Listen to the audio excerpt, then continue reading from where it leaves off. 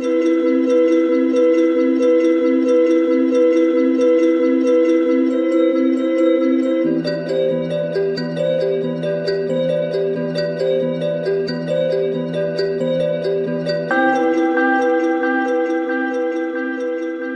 first time I heard your voice and about your research was on the Hermetics podcast and the conversations you had with James, and I thought that was really inspiring. So I'm really happy to bring you into my space, to Psychology on the Cross, and explore specifically Steiner and Jung, two giants who, from what I know, had very little contact, if any.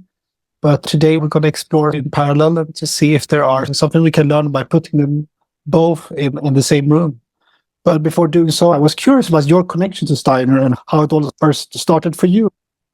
Sure. I mean, first of all, thank you for the invitation, and it's great to hear that the podcasts with James are being well received. And I heard your interview with James as well about Jung, that I think you did also on his podcast. I was interested because I noticed that you were tackling the Jung and Christianity question on there.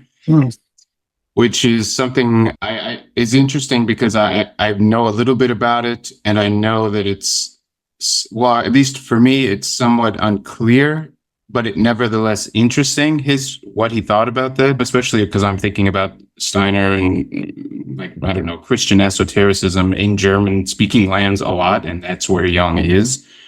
So I sometimes have wondered about that, what exactly he thought about that. So it was nice to hear someone else thinking about it. Yeah. So as I was mentioning to you before we started recording, that I also appreciate the opportunity to think about these two individuals together, because I'm doing my own research on Steiner. I have colleagues and even students of mine working on Jung. Jung seems to be quite popular, especially the Red Book. I'm seeing in a lot of interest in. So, but it's always kept like on another side of another side of my consciousness, or on another screen, so to speak. So I have Jung over here and thinking about Jung and definitely interested in these ideas. Also, I'm working on the UFO subject. So Jung also is popping up here. And then I have all of this Steiner stuff, more connected in my mind, at least, to esotericism, theosophy, this history. So they're somehow separate, and yet I feel almost intuitively that there's like an interesting connection there that I have never really sat down and tried to make sense of. So in preparation for this, I started to do a little bit of that. So it was helpful for me to find out. I just knew in a very general way Steiner criticized Jung, and Jung criticized Steiner. But the exact details of that, other than normal German academic bickering or something, I wasn't quite clear on, you know? So that's just, I guess, a lead into your question, which is a more personal one about me individually. And I would say that I am a spiritual person. Like I'm not a religious person. This is a very American answer. By the way, I'm coming from America, so I have a spiritual part of my life. I wouldn't say I have a religious part, although I'm very interested in religions and participate in religious rituals. But I don't identify with a religion. So I guess that's why I'm talking more about spirituality. And esotericism works well for me because it operates in the margins here, in the cracks of all of these so-called world religions and different religious traditions. So that helped me find my way in my own development and my own seeking about like higher meaning or just deeper meanings and so on. But psychology also played a role in this for me. So I'm interested in Steiner in that way, as like when I first started reading him, it was a helpful, not just reading him, but reading him and other esotericists and theosophists. Reading what they were doing helped me make sense of some of my own experiences, also my own psychological process, I suppose. And yeah, it helped as a kind of guiding, you know, a way to guide me. So that still functions this way, but because I got so interested in it, I then wanted to do it. I wanted to learn deeper ways of studying it. And so that's why I went into the academy, especially into religious studies, to start working on just esotericism in general, using the methods and training of the academy. I was perhaps wasn't fully, when I first went into this career, perhaps I wasn't fully aware of what all of that entailed, and I learned over time. But I'm nevertheless happy that I did it. And so I have now a kind of hybrid position, I suppose, where I'm not some kind of atheist debunking scholar or something, but I am interested in critical methods. And on the other side, I am personally a spiritual person who has had my own experiences that inform what it is I do and the kinds of questions I ask. So I guess that's how I would put it to start. I think it's a few years back when I started to think about Steiner and Jung and sort of putting them in the same room in my own mind, trying to see it, especially to find out if there are people who sort of research this non-existing collaboration, but these two giants living at the same time. So I had a conversation last year, I think you might have listened to it, with Jonah Evans, and it's interesting because he's a priest in the Christian Gemeinde, while your position is really different from what I understand. Like you have this interesting, not just put an outside perspective, but you also have that perspective as a scholar looking at this. I had this question to you in Steiner circles. What's the view of C.G. Jung? Yeah, I think in some anthroposophical circles, something like psychotherapy in general, which Jung would be roped into, is looked at negatively. I wouldn't say in all of them, and that's mostly based on what Steiner said about it. Steiner had a lot of critical remarks to say about psychotherapy, or psychoanalysis, psychotherapy, and also Jung at the time. But of course, this is 1917 to 1921. Steiner's making these remarks. So Jung is also, I think, I don't know as much about Jung. This is where you can help. Yep. I think he's still quite fresh in his own way, going his own way. You know what I mean? Right. Yeah. No, that's just after the break with Freud and him starting to develop his own school. So that's just right about that time. Right. So Steiner makes I was just reading through some of these in preparation. He makes criticisms of Jung that are just roped in with psychoanalysis in general and with assumptions that Freud make that at least I know much more later Jung, because that's what he became known for. And so those things don't hold as far as in the same way as far as I know as far as what I know about Jung, or they don't hold in quite the same way. But again, Steiner is only seeing this beginnings.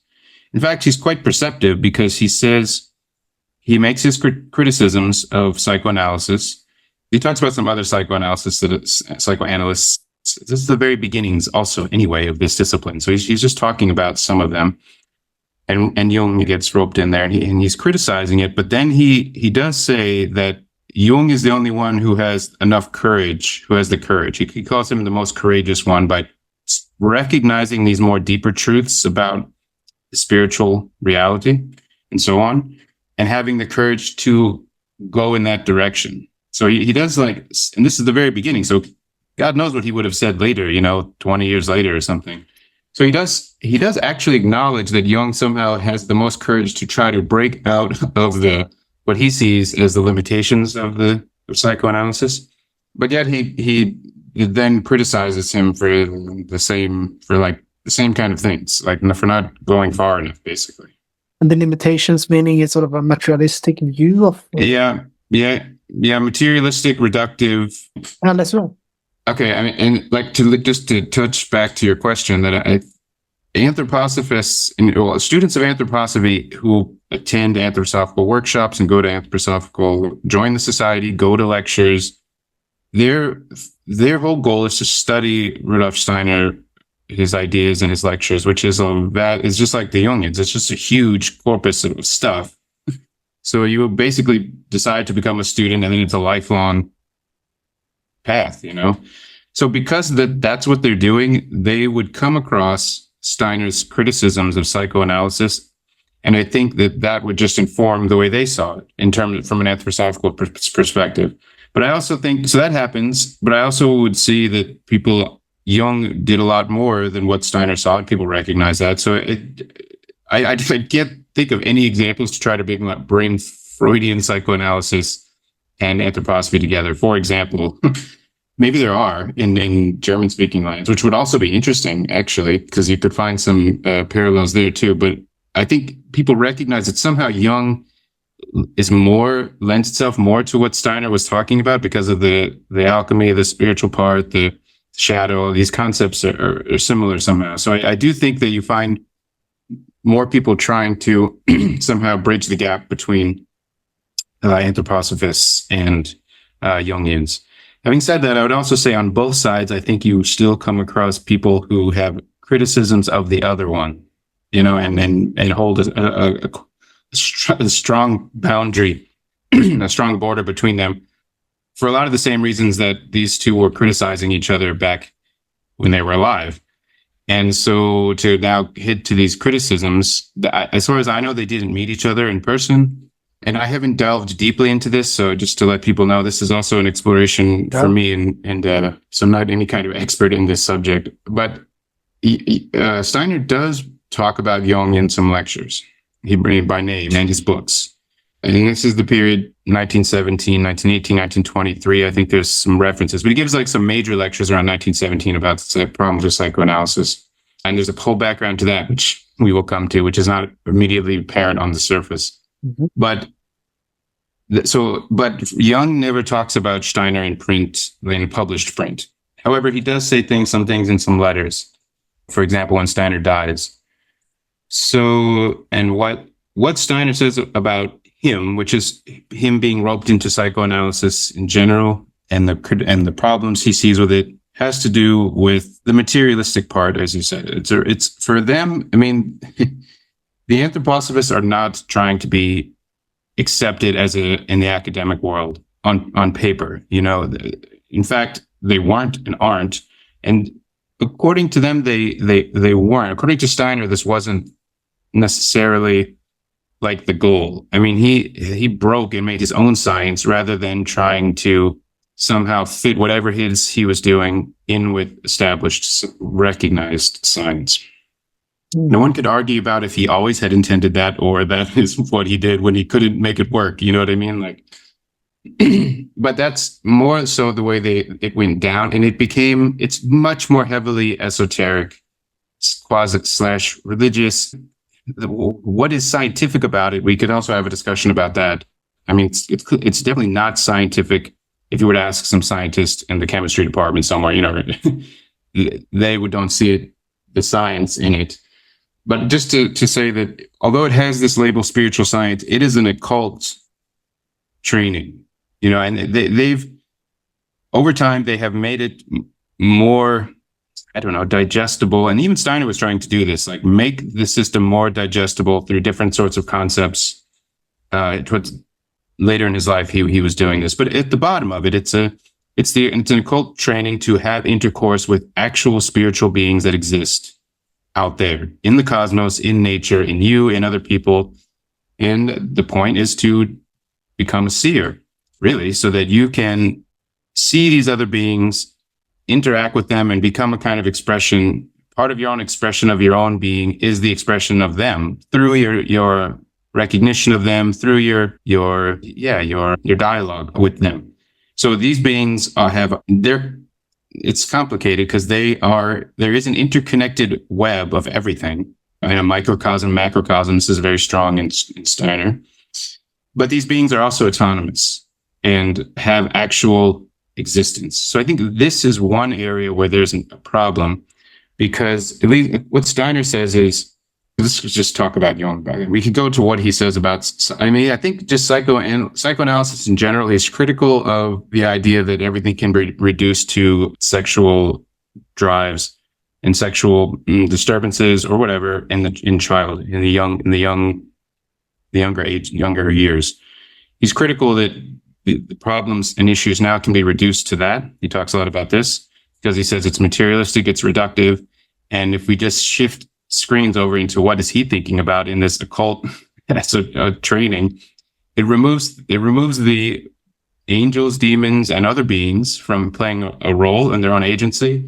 It removes ideas about karma and destiny and reincarnation, past lives, and so on. So he wants to use all of that as a reality to explain things that's happening to you now, to explain why he gives accounts too that he's also used with, like Freud and Jung, about what happened, something that happened to a person and why it happened. Like maybe they had some experience on a bridge of fear in when a boat went by.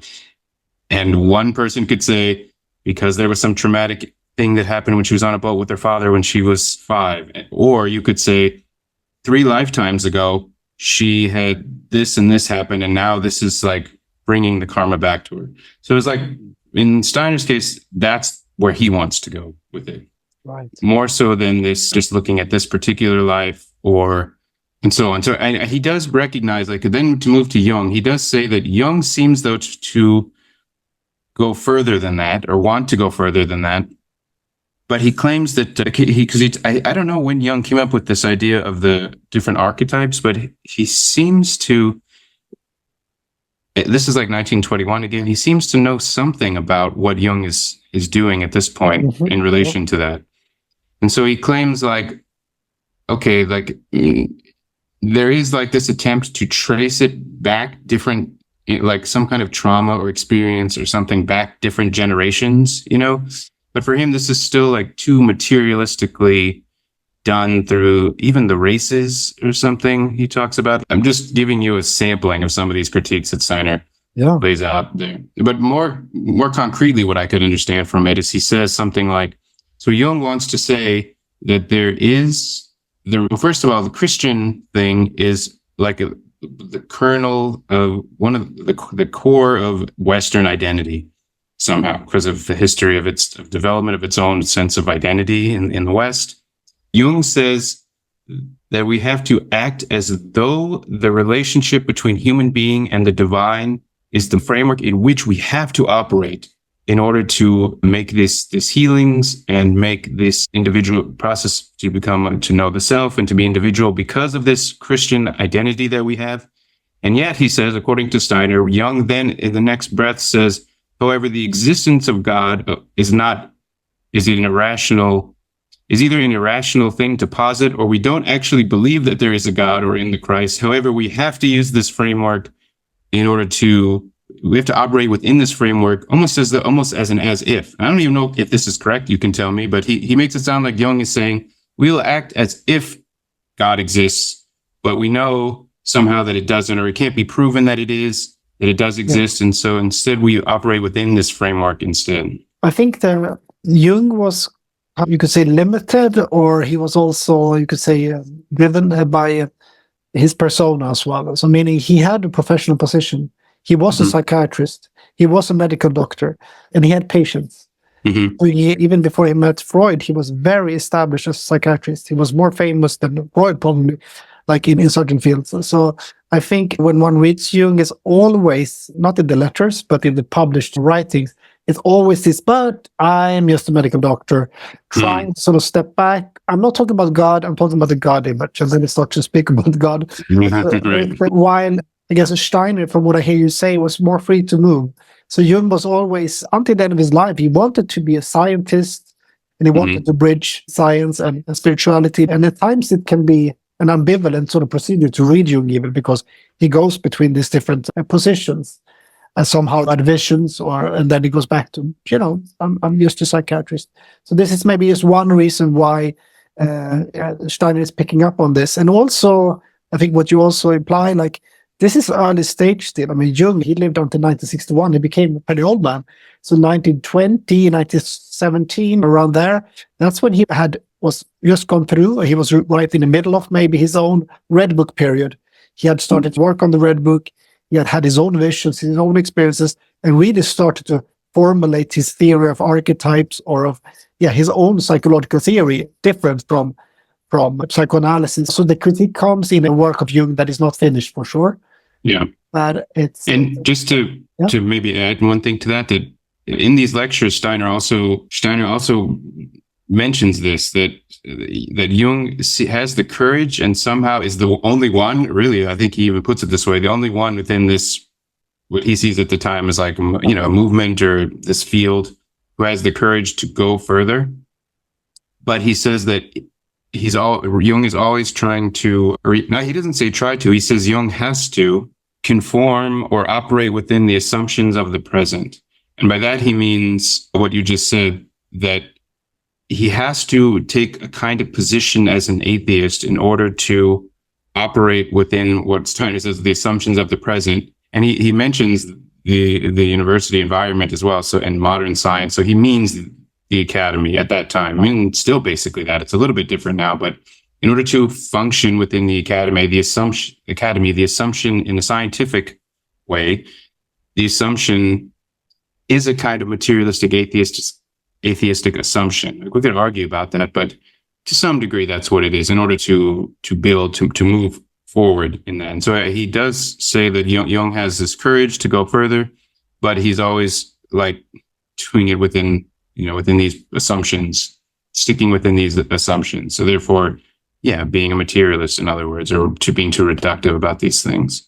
Right. Well, I often think about Jung as kind of a smuggler. He's sort of smuggling in concepts and esoteric ideas and Christian ideas, and then he uses science of the time and finds a language to speak about. So he was really a bridge maker in that sense, while it seems like it was maybe easier from the position from Steiner to be fully expressing his viewpoint. I wonder what Steiner would have thought about the Red Book. I think if Steiner had seen the Red Book, he would have definitely had a different lecture series saying new things about it. Like, because what he's reading is not at the time from Jung is not anything like the Red Book. And something short, maybe, what you found when you looked at Jung's view of Steiner. Yeah, and I only saw two things. Maybe there's more, and these are in his collected works somewhere. I think they're from letters.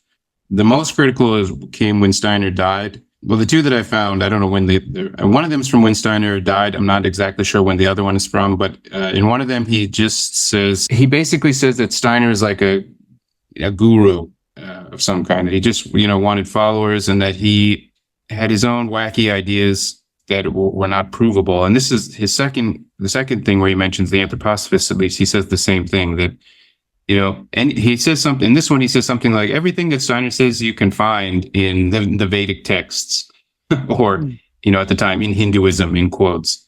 So he didn't bring anything new. He didn't do it in a scientific way. He just put forward these things that he claimed to have seen and got followers. And so he said that didn't interest him, basically, or something like that. That there was like nothing there really. And in the other one, he said something like his problem with he knows lots of theosophists and anthroposophists, and his problem with them, it comes down to the idea of proof. Like, you could tell me all of these things, but if you can't show me any proof for it, what am I supposed to do with that? What am I supposed to make of it?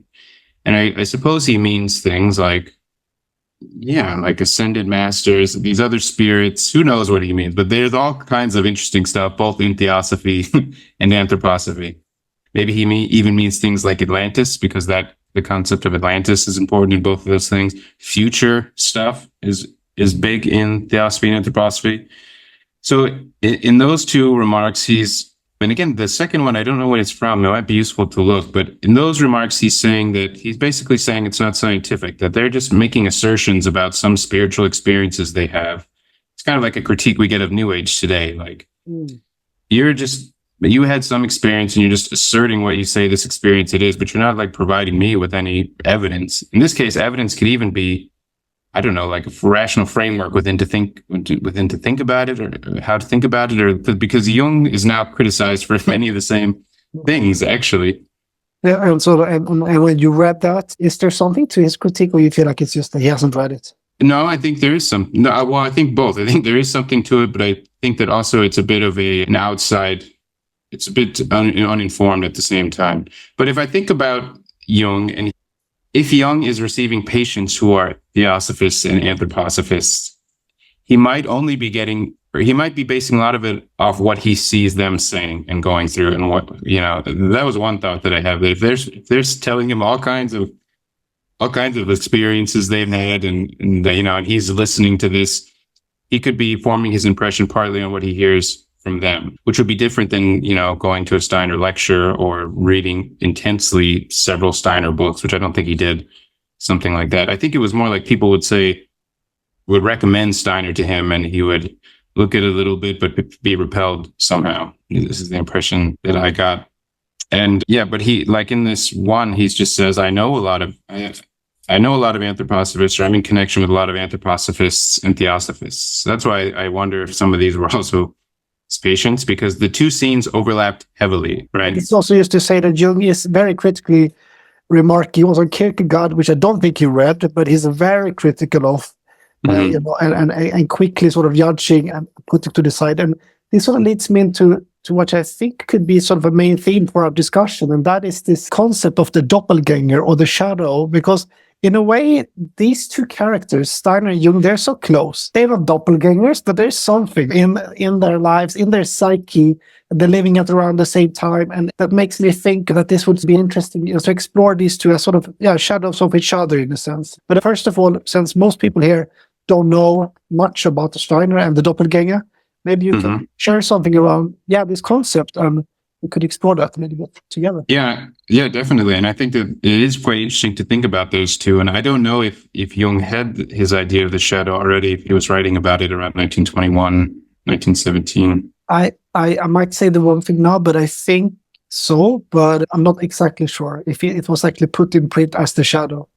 Yeah, and it does get to the heart of, I think, even if we remove all of these other, what you mentioned, I suppose is what I mentioned about German bickering of each one calling the other one, having some problem with what it is they do, But even if we remove all of that, I think there is, nevertheless, while there are many overlaps, there is a crucial potential difference just to at least think about, because perhaps we could figure out ways to bridge the gap.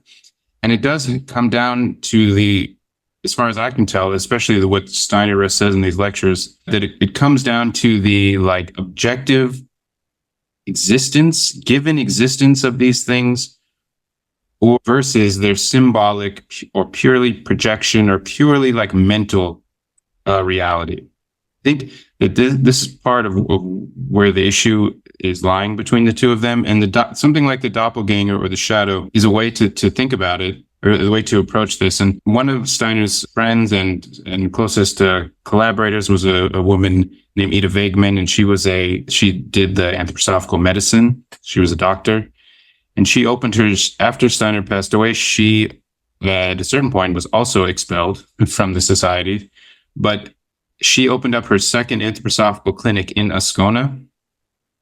And also in Ascona at the time was something called the Iranos conferences that Jung actually attended. And also Alice Sprengel, who I just mentioned, she was also there. He was very involved with Olga, and he was quite involved in setting this up. Yeah. Right. So even though this is a bit later, early 1930s or whatever, Jung is there and Olga is there. And this other person I mentioned, Ida Wegman, has her second clinic there in Brissago, so nearby. And she writes in one of her letters about the Jungians having conferences, about this conference there. And she makes the same kind of argument that it's sort of tongue-in-cheek the way she says it too. She's writing to back in Dornach, but a bit, here I looked at the program, and here's lectures on the Catholic Mass or some kind of ritual as a symbol. The symbolic nature of the Catholic Mass or something like that. She had hit on when she looked at what was going on over there. But it's the same. And what was she? And she said that they were doing black magic through these kinds of conferences and lectures. The way they talked about spiritual topics was her point. And it's the same thing. It's not that she could be misunderstanding it also. I'm not saying that she got the proper impression of what was actually going on there. But from what her feeling about it was that it was reductive, that it was reducing spiritual realities to symbols, it's talking about symbols. And that's the same, and you can see from her, what she writes in this letter, that's the same thing Steiner was saying, so that was kind of the sentiment within philosophical circle and in anthroposophy at the time, and it still was even a bit later when Jung was still doing some later stuff, at least according to one of his partners who, went on to do more anthroposophical work.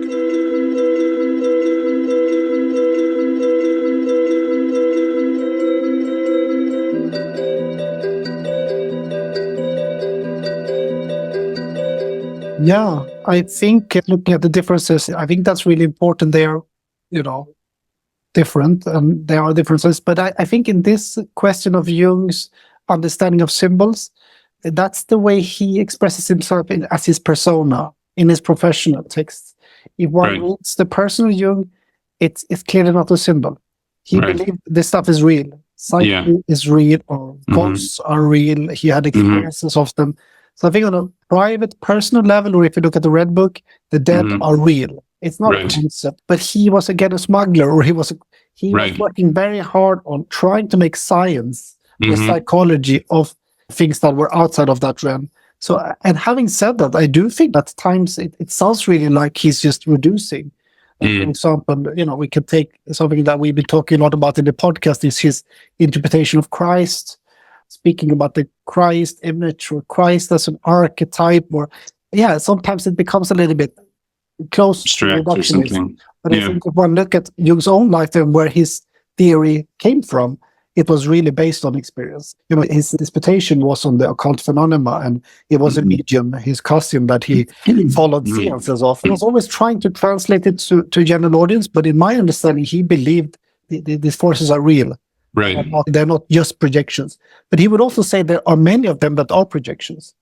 Yeah. And then part of the work of individuation or psychological development is differentiating what are the real ghosts and what are the ghosts of your parents, your own ghosts. father, Yeah. Yeah, and that's the sad part about it, is I think that that's also in a lot of ways what Steiner claimed to be wanting to do, make a science in order to be able to study and reveal and to replicate like spiritual experiences, and as a way of understanding them. So he's also has a similar project about scientific validity, bringing scientific validity to the reality of the spiritual world. So in a funny way, that's something is missed there, because they're both having a similar goal. They both want to bring science and spirituality together somehow. Like they're both working on this project. And so part of it could just be that they're both only seeing the outside of the other, and neither was able, especially if Jung is doing what he had to do, and that there wasn't able for there to be an encounter in which they got to see the private Jung or talk to the more private Jung. The Red Book is the private Jung, in my opinion. So that was, and that was all secret, and he didn't come out until recently, even. So something about that is unfortunate part of this like kind of missed opportunity, I think, because I agree. Yeah. No, please. Well, because I agree that they have more in common and more similarities than either side realized. But if we come back to this idea of the doppelganger, maybe we could explore it through this as well. Here's the unfortunate part, that both sides of this are working on a framework in which to talk about an experience, a phenomenon that is spiritual in some capacity. So through analytic psychology, you come to the encounter with the shadow that must be integrated, and the shadow is somehow part of you. Like those unwished part of your own personality, maybe the more shameful parts or parts of yourself that doesn't fit into your own self view. So they are really in your unconscious. They're really in your shadow. Often you might rather experience them through projection, like seeing in others what you don't like. That might to do something with your own. But in Jung's concept of shadow, it's not only like dark counterpole. It's also like there's a lot of energy there. But the concept is not that we're whole. We're not just one piece. We are many different parts, and we can become more whole by honestly looking at ourselves. That's when I spoke about sin and the Christian concept of sin, which is not very popular these days. But I think that, to me, this is Jung's way of being able to talk about that. We're all sinful in our aspirations, in our vanities. And we need to, rather than excluding that, we need to look at that. And that can actually make us, better people by seeing our own shadow and not projecting it outside. Right. And now that I'm bringing this up, I'm also not clear 100% how Steiner parses these different things that I'm about to say. So he has a similar concept. There's the doppelganger, which is usually translated into English as the double. that's one concept he works with. And we come back to that one. But then he also has this notion of the dweller on the threshold, or the guardian of the threshold, which also is in Theosophy and some other esoteric movements.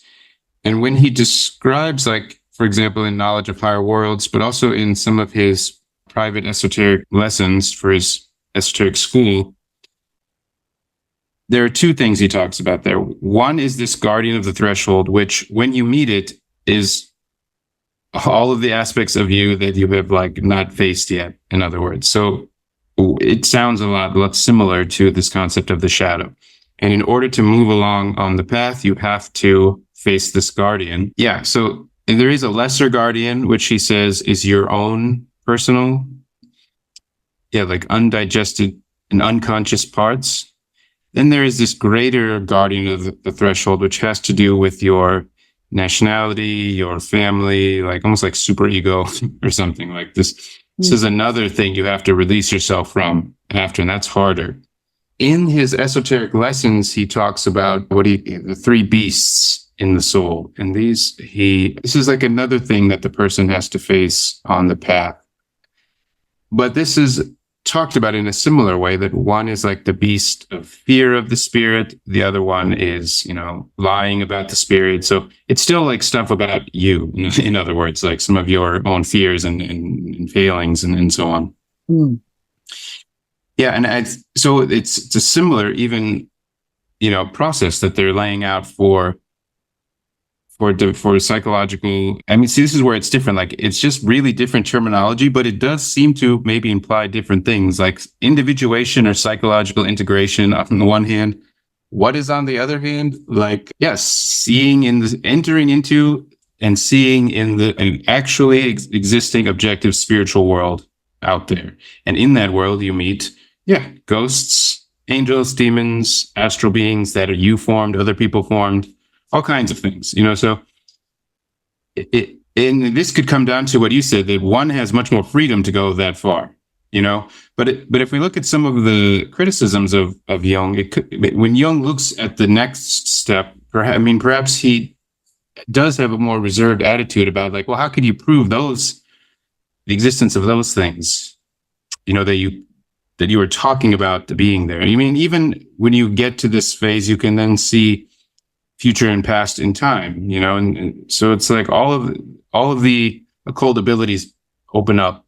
That's like the point on the Steiner side.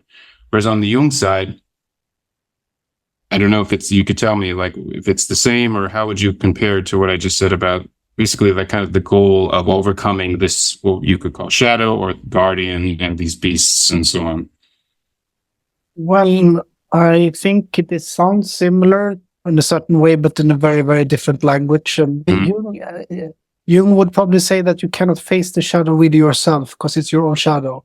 So the psychotherapeutic system was where, the analyst or the therapist plays a role. And the way that you confront the shadow, and the way you see it most clearly, usually is through your dreams, or in maybe an active imagination. But I would say for most people, in the dreams. Yeah. You dream about another male character as a man, or another female character as a woman. That's very different from you. Why is she or he coming into my dream? Right. Often some sort of representative of this side. But I was also just wanting to understand, still when he uses the word doppelganger, is there something more to say about that? That's the word he used sometimes. Yeah, well, I'm not sure if you had someone more immersed in the philosophy of anthroposophy, they could explain this better. But I think they are separate. I think all of these are separate, that there are these lesser and again, he's talking about them at different times of his life. So there's lesser and greater guardian, that's one thing. These three beasts of the soul that he talks about, that's another thing. But then there is the doppelganger, and this is a being. You do find concepts like this in other religions. Actually, this is a more religious idea. You find this in Gnostics, some of the origins of Gnosticism. I'm not saying he's getting it from there, but you just also find it even in some Shia and Islamic and Sufi groups. And this is another being that you are born with. When at birth, it attaches itself to you. And he calls this it's a kind of alien. It's now the UFO thing. It's a kind of alien being that attaches itself to you. And he calls this the double. Sometimes, more specifically, they call it the Ahrimanic double, which means it's related. In Steiner's system, he has two demons, and one of them is called Ahriman, and there's like minions of these demons or other beings that they're part of it or have the same quality. And so sometimes this is called the Ahrimanic double. The other being in Steiner's system, the other demon, quasi-demon, is Lucifer. So he separates Satan and Lucifer. In other words, he just calls Satan Ahriman. And in some places I've seen these students of anthroposophy writing about a Luciferic double. And I don't know if Steiner himself said that, or maybe he did, but there could even be like more than one somehow of these doubles. But I'm more familiar with this idea that there's like an Ahrimanic double that attaches to you when you're born, and it stays with you your entire life, and at death is when it leaves you. Okay. And how did Steiner come to these ideas? I mean, obviously he read and he was, steeped in theosophy, but I'm also thinking from his own experience, how did he, can you say something about how sort of he collected these insights? Right. Well, and I think here again, we're coming up against a similar place why there's even this tension at all that we're talking about. And so, and here probably I'm hearing Jung talk about proof again, what he means when he says proof in this one particular letter. So Steiner is reading lots of books for sure. I mean, he was trained as a philosopher.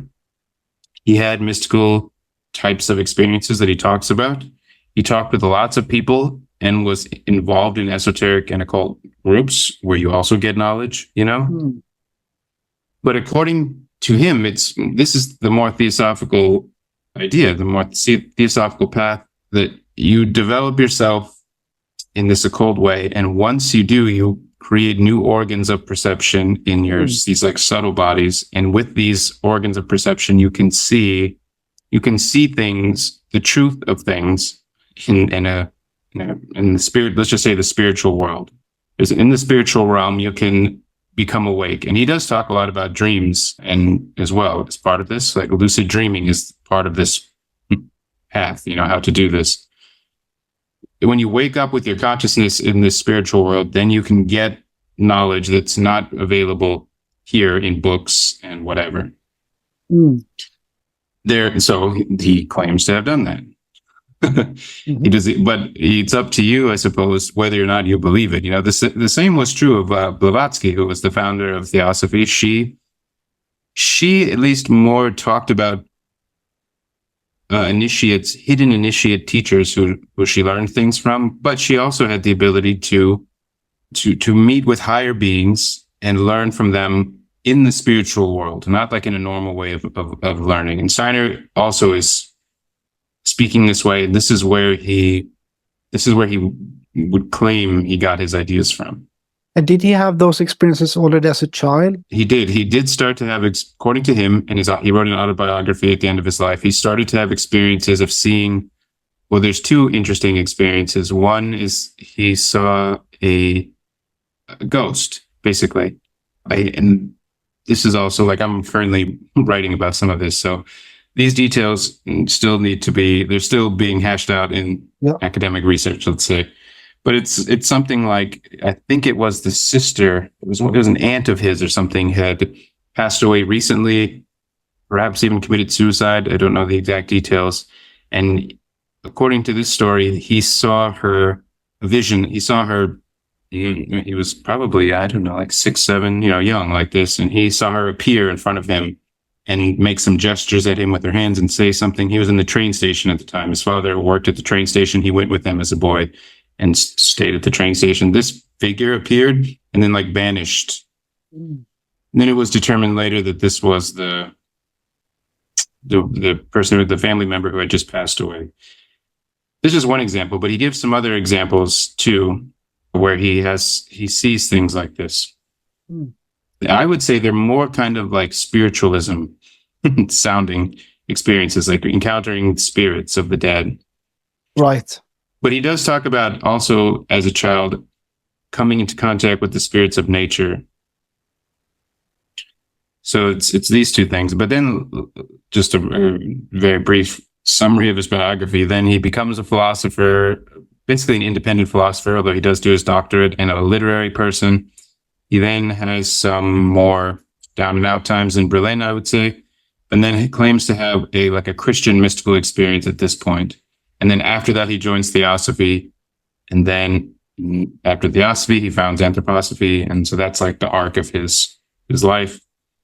And yeah, in the Theosophy, Anthroposophy phase is where, after he claims to have this Christian esoteric experience, where he now is, and he basically does say he's able to see in these realms. He doesn't put it like that, but I mean, if you look at he has private lectures and then he has students. When he's like talking with his students, he's trying to show them how to also do it.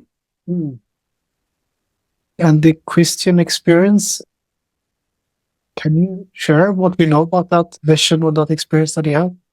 Yeah, we don't know too much. It's really just a paragraph in his autobiography where he says that he was having difficult times in his life. So I think he's also making this point that it came when he was struggling, I don't know if struggling is the right word, but he was trying to find his way, and it was a bit of a transition point in his life here from what he was doing before and what he ends up doing after.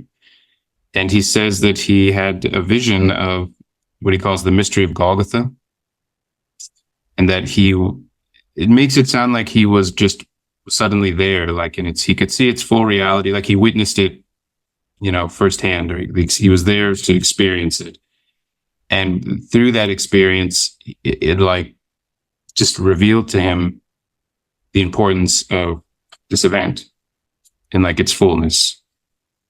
And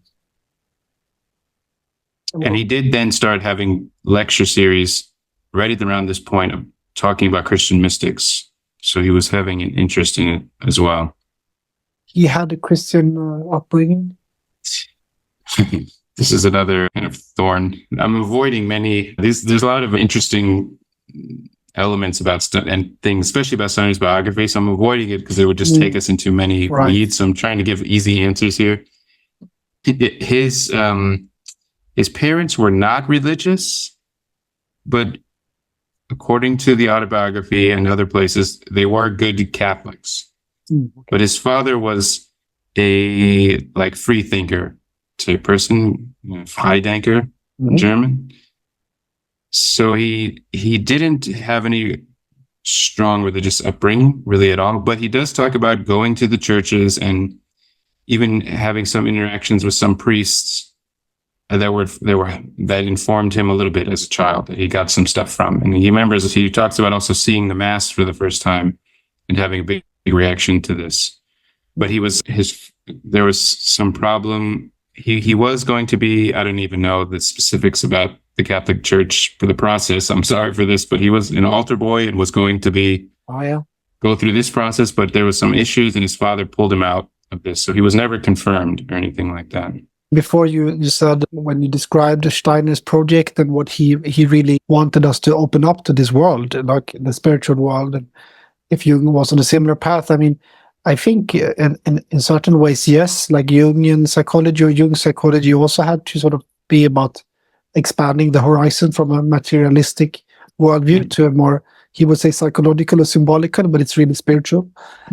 But then we're all, spiritual in different ways. And I mean, in psychology, the archetype or the symbol or the belief in the self is very central, and that there is a guiding principle in all of this that you shouldn't, that wants to integrate, like that there is a possibility to go into the occult darkness and get off your path, and versus, I mean, the light or the way of the light or wholeness or the cross, although maybe he doesn't use the word the cross, being that, there is a path written for us, and depending on which religiosity we grew up with and our ancestors and such, we will also be pulled to different ways. So if you're a Muslim, you become a Muslim, or you can become a Christian. But again, I'm not saying this to say that Jung was a Christian, even, because most Christians wouldn't say he was, because he was a very particular type of Christian, and he really wanted to bring in a lot of what has been labeled the occult or the esoteric. Yeah, and the same is true of Steiner, that he's critiqued by Lutherans, theologians, and Catholic theologians, it is for the same reason. Absolutely, yeah.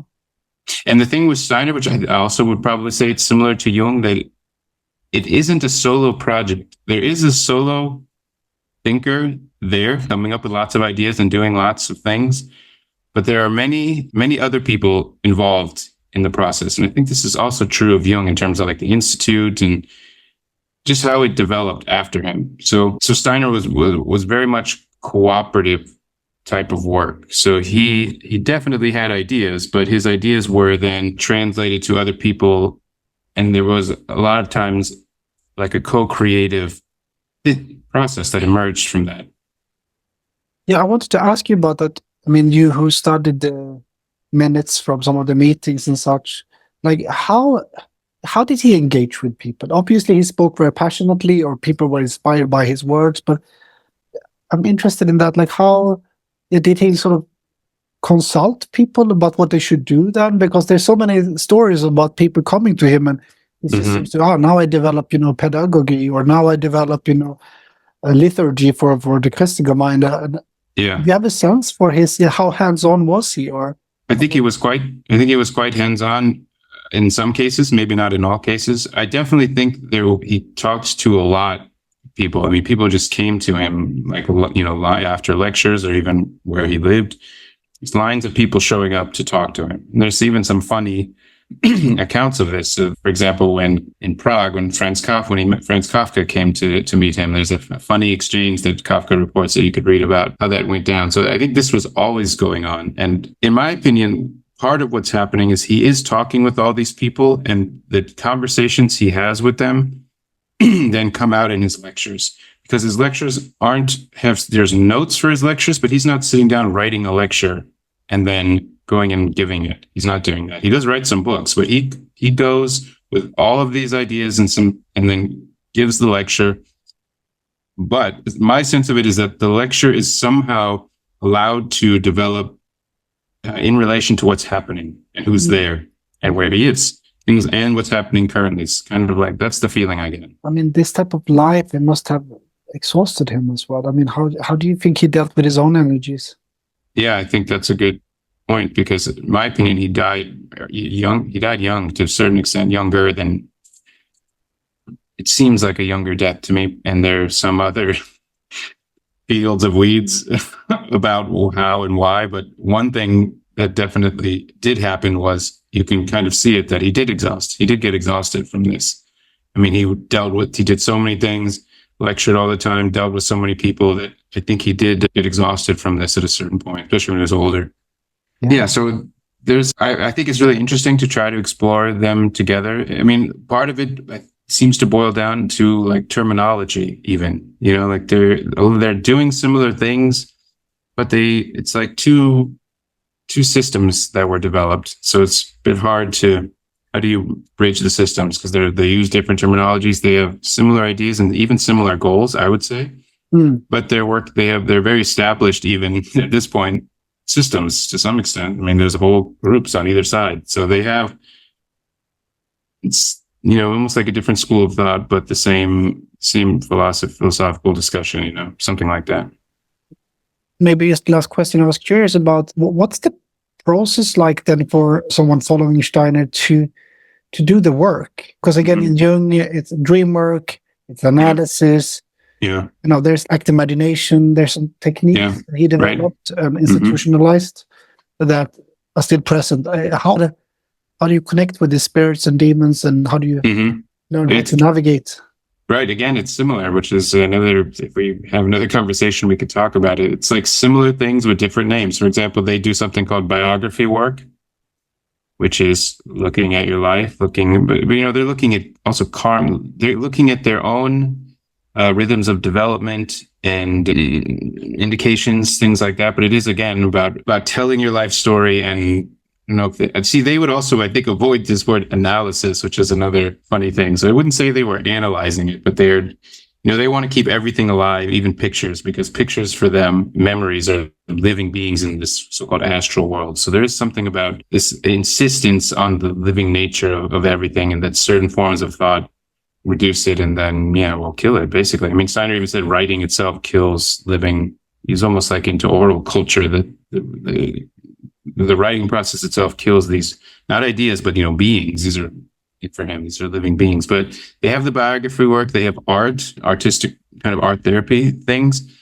But it for Steiner himself, it really is like an occult philosophical path that has to do with breathing exercises, meditation, lucid dreaming, as I mentioned, these kinds of things, visualizations. And at the very top, we don't know what's at the very top. There could also be ritual. Like there was at a certain point ritual activity at the very top of this process.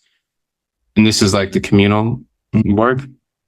But as it currently, because he had this idea to make 3 different levels of his esoteric school, and supposedly only the first level of the class, they call it the first class, was created, and then he passed away.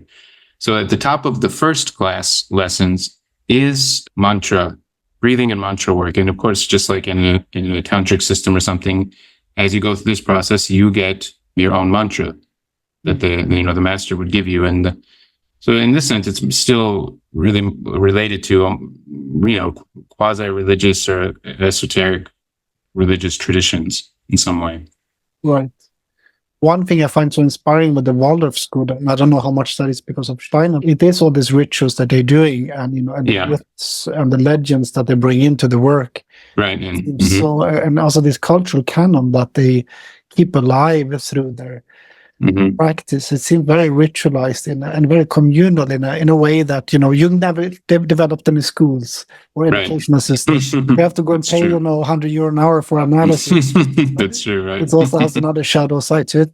But the other thing I want to say with analysis, I mean, I think that word analysis and psychoanalysis is, people often take that to analysis means like, let's understand something, or he's gonna read my mind, that it's analytical work. And Jung was often emphasizing, when he uses the words analysis, he goes back to the etymology of the word analysis, which means to dissolve. Yeah, it has to do with alchemy or with chemistry. Let something is dissolved into its pieces. So analysis is not necessarily a process, for example, of understanding everything. It's more processes of opening up to other realms and loosening up, as just in chemistry or in dissolving barriers and things. It's the loosening up of defenses and of ego structures in order to open up to a more maybe loving approach to life, and with less fear. So again, I think it's semantics or language, and probably they would have understood each other much, much better if they would have spent an afternoon together. Yeah, I think you're right. And I think both of them were, and for good reason, focused on developing new vocabularies and new concepts. I mean, they had to do that. So I just think a result of that was this inability to then, once you develop your vocabulary and your concepts, it then can become difficult to think outside of that into the other one, into another person's who did the same thing in a lot of ways as you. So again, the semantics and the words and the way the concepts, just the different, even names given to them is part of why it seems difficult to bridge the gap sometimes. Right. Well, it's also interesting to think of the kind of quite esoteric words that Steiner is using, what only speak about persona or shadow, maybe anima is a little bit esoteric. Steiner didn't need to place himself into something. He just did his thing, So he could use the language he wanted, but Jung was more going between two different worlds. It's nevertheless admirable that he did that, because it's even what I'm interested in a certain extent of like, how can you bring spiritual experiences, more the spiritual like aspects of the psyche and the scientific methods of the academy, how can these things be harmonized somehow and resolved? How can they work together? Because it's a big problem to keep them separate. Even now, I think we're realizing it more and more. And that's partly why someone like Jung is even coming back, because people are trying to figure out think their way through this problem again. I agree. And also, I think that's why it's so important also and fascinating that we now can also see the raw and naked Jung in the Red Book. Right. It's before there's any concepts, but it's where these are the streams of the unconscious that he then tried to put words to. Again, not too limited to that, because Jung Justus Steiner was very inspired by what he read and what he had studied around him. So he wasn't a pure genius. He was also a man of the times. And I guess this discussion is a proof of that. Or they were also living through a time, and they were shaped by it. interpreting it. Yeah. For sure. And we didn't even get to the alchemy part. But That's true. there'll be another conversation. But Okay. yeah, thank you so much for letting us into his world and just exploring these links. It's been very fruitful. Yeah, it's been great. Thank you. Thank you.